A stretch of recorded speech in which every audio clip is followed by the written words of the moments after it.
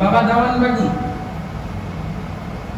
জাহেরাতে পর্দা করছে, কিন্তু বললাম তো বলে আল্লাহ অমর, তিনি স্বপ্নে মোরাকামায় যাদের পলক খোলা আছে তাদের সাথে দেখা দেন, তাদের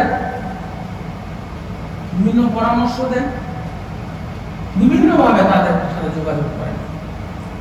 বাবা দেওয়ানবাগী আমাদের জন্য কম কষ্ট করছে? সারাটা জীবন জাকাতের পিছনে সময় দিছে, দিছে কিনা? সারাটা জীবন জাকাতের পিছনে সময় দিছে। সারা জীবন যে আপনাদের আগলায় রেখে সব তরিকার দুঃখ কষ্ট নিজে সামলাইল, আপনাদের কলবের পাপ নিজের কলবে নিয়ে শুষল, আপনাদেরকে সন্তানের মতো আগলে নিজের পরিবারে সময় দিতে পারে নাই, নিজের সন্তানদেরকেও ঠিকঠাক দেখতে পারে নাই, আপনাদের জন্য ইয়া করছে। আর আপনারা তারে ছেড়ে দিয়ে নতুন মসজিদে নামাজ করেন, দুঃখ আপনাদের জন্য।